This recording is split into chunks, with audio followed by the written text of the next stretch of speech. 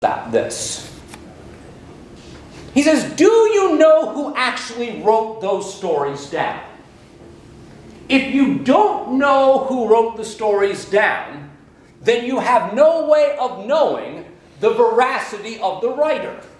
Or if you want that in more plain English, if you have no way of knowing whether or not the writers were trustworthy or not, how can you know whether or not the information is trustworthy or dubious? His answer is you can't.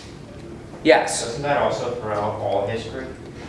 Well, it does show a certain amount of skepticism. And I'll give you two of his illustrations in a minute. We can't know for sure that people that just signed their name on something actually wrote it. We can't know for certain, and that's the word there. We can't know for certain. However, if there are reliable sources, and by the way, reliable sources are sometimes what? Wrong. That's what Mr. Marazzo is getting at. You'll notice that technically we can't have certainty about much of anything. But then again, for most things, what don't we ask for? We don't ask for certainty, we ask for plausibility. Now there's a reason why I would call more recent things more plausible. Because there are more sources that we might draw upon. However, when things go very far back, and here's David Hume's relentlessness. He says, not only do we not know who the writers of such sacred scriptures were, but on top of that, he asked the question, were they men of sufficient scientific sense? He asked the question if they were men of sufficient scientific sense. Now, of course, his answer to that question is what? No way! These were superstitious people. They believed in magic and things of this nature. They didn't look to good, plausible scientific explanations or scientific causality. They looked to a demon-filled world. You'll notice today, and this is after David Hume, we would account for certain things that seem to be strange occurrences via scientific vehicles. If somebody told me they had supernatural capabilities, I would likely call up the James Randi Foundation. He's a famous psychic debunker.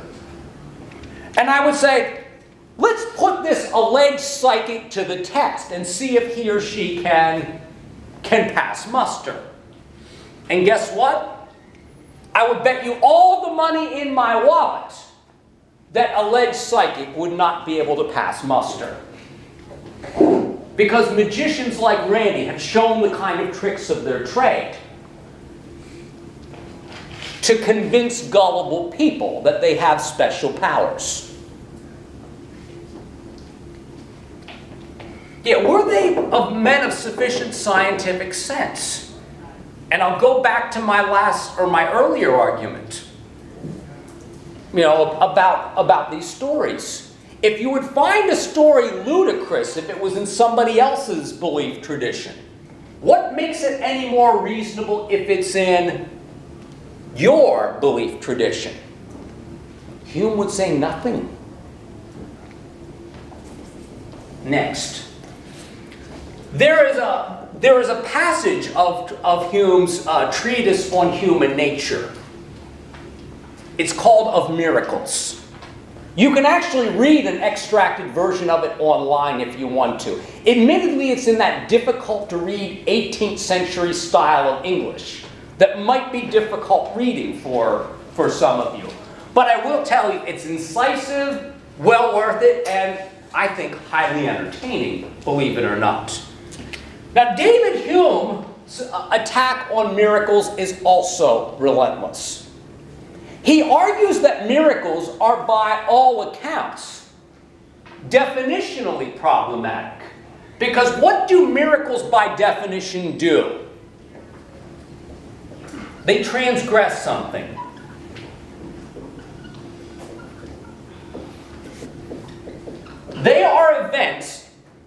transgress these things that we call the laws of nature. Folks, do we know the laws of nature perfectly or imperfectly? Yeah, like everything, it's imperfect. However, we do understand that certain things are likely to happen a particular way due to this. Due to a process of inductive reasoning, we make observations. We see the way things tend to work. And we draw the conclusion that certain things are plausible and certain things are highly what? Yeah, are highly implausible. Like, for example, if I told you that I could bend spoons with my mind, like the famous Israeli psychic Uri Geller, I would hope that you would say you're full of it, or some maybe slightly more vulgar retort. Because you know that people just can't do things by telepathy. Because you haven't seen it actually happen in the past. You've probably seen all kinds of hocus on horror movies and things of that nature. But remember, that stuff's what? Yeah, it's fiction. It's made up stuff. And by the way, folks, we're people. We like the strange, the bizarre, and the unexpected. And just like the Fox Mulder character in the old series, The X-Files, a lot of people want to believe. Now, simply because you want to believe something doesn't make your beliefs rational or plausible. But anyway, what David Hume contends is miracles by definition transgress the laws of nature. And if you understand the laws of nature and how we understand them, miracles definitely can't happen. Because as far as we know, things don't what? Things don't break the laws of nature.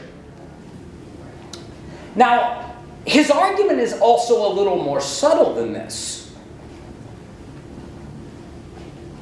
He looks directly at the plausibility of the accounts and what is actually believable. Now, one of the funny things he talks about of miracles, he supposed that this isn't exactly the story, but it's close. He says, suppose you had heard of this footman who lives, in another county, who had lost his lower limb, and that he walked around with, a peg, pirate stuff. Suppose he was old peg leg. Now, suppose you later on heard that some priest had given him a special ointment to rub on his stub, and that his stub had grown back a new leg. Would you believe that story, or would you disbelieve it? Of course, the answer is you ought to. Prudence would tell you to disbelieve it. Because you've never seen what happened. I have never seen a human being grow back a new limb, like a planarian or something like this. I've never seen a human grow back a new limb. So this is something you ought to doubt before you believe it. But you should also ask, what kind of evidence do you have for believing it in the first place? If you only heard it from hearsay, is that a good source of evidence or a weak source of evidence? It's a very weak source of evidence, particularly if you don't know the soundness of mind of the people doing the hearsay. As a matter of fact, plenty of hucksters have liked making stories like this up in order to drum up business or to get you to come to their Barnum-esque sideshow. Simply because somebody shows me the Fiji mermaid. You've heard of Fiji mermaids, right? There used to be circus sideshow things where it was basically a shaved monkey corpse that they would sew on a lower half of a fish on. And of course, any sensible people wouldn't have believed in a Fiji mermaid. You still might have paid 5 pence to see it, just because it's what? It's weird! I like weird things too! When people tell me about what's that museum in Philadelphia, it was called the Mutter Museum. Has anyone been to it? It apparently has a whole lot of, a collection of weird medical stuff. I'm like, yeah, maybe I'd like to see something like that. Because I'm interested in weird things. But not all weird things are what? Not all weird things are plausible. And there's many weird things that actually do happen. But they happen in accordance with what? They sometimes happen within the, within the confines of the laws of nature. You probably wouldn't believe the Elephant Man if you didn't see the Elephant Man. But there are real people with that disease. And I hope I'm not being politically incorrect about Elephant Men here. It was the name of a movie, so I think it's fair, right? You've all seen it. It was one of David Lynch's commercial successes, done in black and white. Oh, well, good. Someone, yeah. No David Lynch fans? Or are we the only? Oh, good. Someone, yeah. I don't see Eraserhead if you're already depressed. By the way, I'll just say that. But I like no. It's a good film, but I'm not sure if I liked it. That's the line for it. But anyway. I better behave myself. Now, the other case actually hits at the heart of what Mr. Marazzo was talking about. Suppose you had read in the history books of many learned men that the queen had died and was buried, and then she returned a year later to rule her empire for several more decades. Suppose you had heard that story. Even if it were written by many learned historians, I would hope that you would doubt it rather than believe it. Because as far as I know, what just doesn't happen? People don't die and come back from the dead. I have never experienced that happen. It seems to go against the laws of nature. This is why if you do hear a story of a person who died and came back from the dead, and something like that did happen, it is more plausible that the person had a serious case of narcolepsy. Because in nature, there are people who have certain kinds of narcolepsy where they can actually appear to be dead unless you hook them up to electronics. And wasn't that one of the side themes in a Gus Van, more movies, in that Gus Van Sant picture, My Own Private Idaho? Wasn't the Keanu Reeves character an extreme narcoleptic? Oh, movie fans, come on, this is a cult classic. Anyway, I'll behave myself a minute here. But yeah, it turns out that something like that did happen historically. Not Keanu Reeves. I'm talking about the fact that Queen Elizabeth's death was what? It was faked in order to foil a murder plot. Because if you were a royal back in those days, there was always somebody plotting to murder you and take over. As a matter of fact, and this is what David Hume was saying, there is a more plausible explanation for it. Now you'll notice that David Hume did not push the envelope quite as far as he could have. Because if he wanted to get himself into trouble, like I'm going to do here, he could have made fun of this. Lazarus, come out wherever you are. That was sacrilegious. What am I talking about? You take the biblical story of the raising of Lazarus from the dead. The case he's talking about certainly applies to that too. He says, do we have any reason to believe that somebody was risen from the dead like this? Especially given that we only have it in partisan sources. You know what I mean? In other words, the people who wrote it were true believers. And true believers are willing to make their own case to get converts. And in superstitious times, people needed to believe in miracles. You know, my God is more powerful than your God kind of stories. He says, but simply because it is written in a religious text that you were brought up with, does it make those miracles any more plausible? David Hume's answer is a resounding, no, it doesn't. You can see why David Hume's skepticism may have been offensive to some people's sensibilities. But there's still more.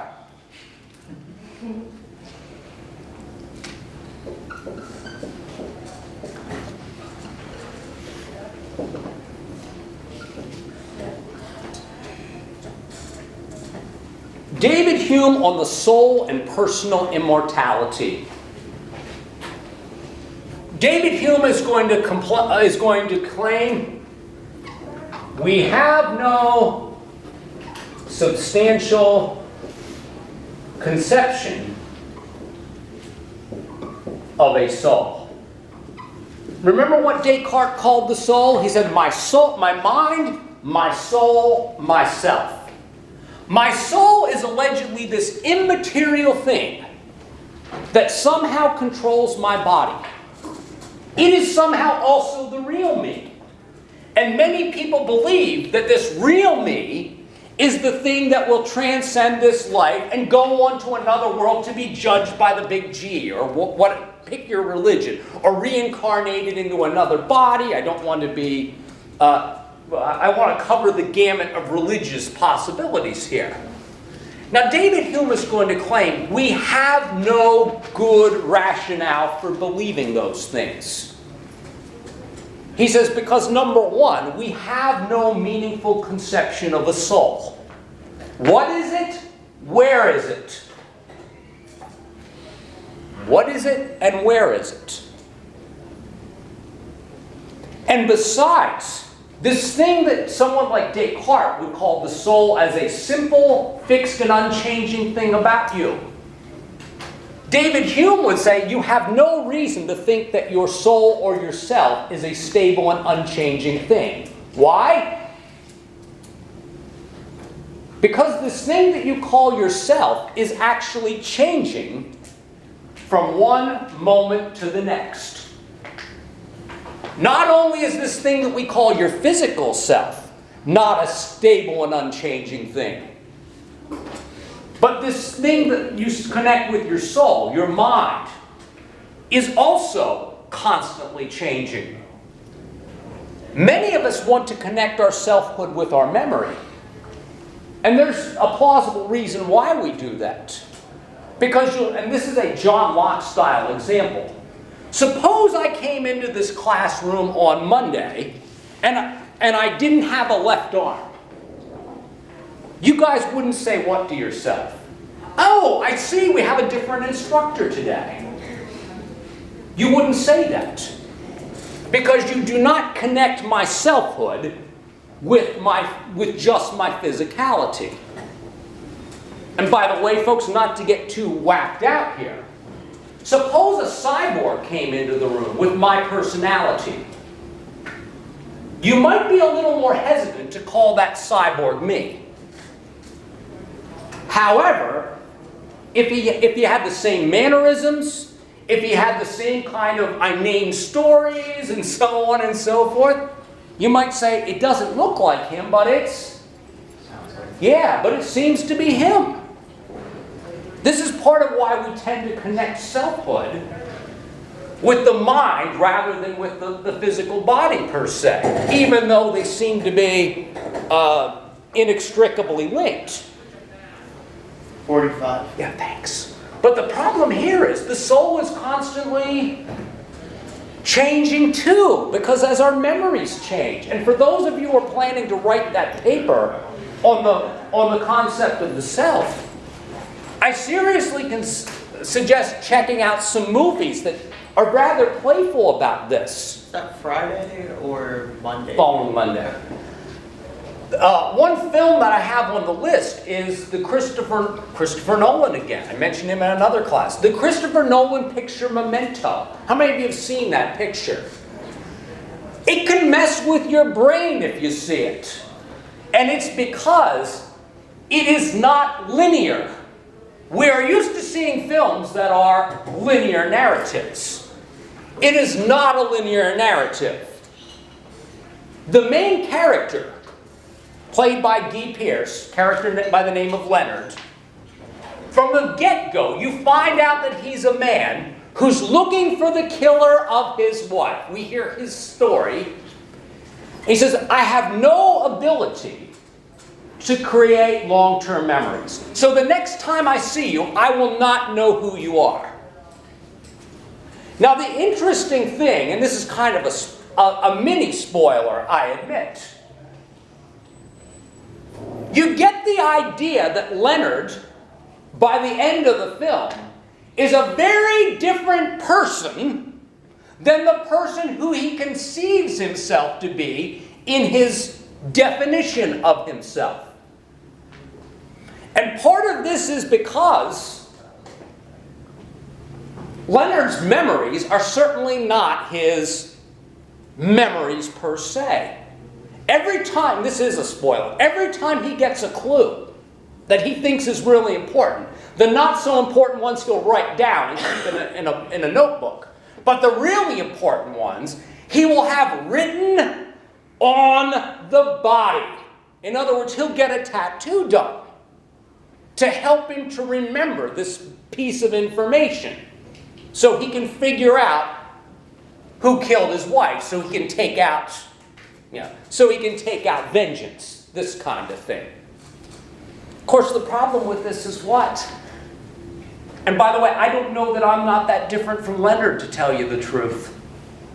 Because the fact is, my whole life is a set of mementos. That I keep objects, things of this nature. I think I remember the significance of them, but you know how memory works. Now we know how memory works better than people ever did. But yeah, our memories are not recordings of the past. We interpret and are constantly reinterpreting things. So even if you say your selfhood is tied to your memories are in a constant state of flux themselves. I can't tell you how many things have happened to me that I have entirely forgotten. Maybe that's a spoiler. I can't tell you how many things I have done that I have forgotten. And if I hadn't forgotten them, if I hadn't forgotten them, I probably wouldn't have gone on. You know what I'm getting at?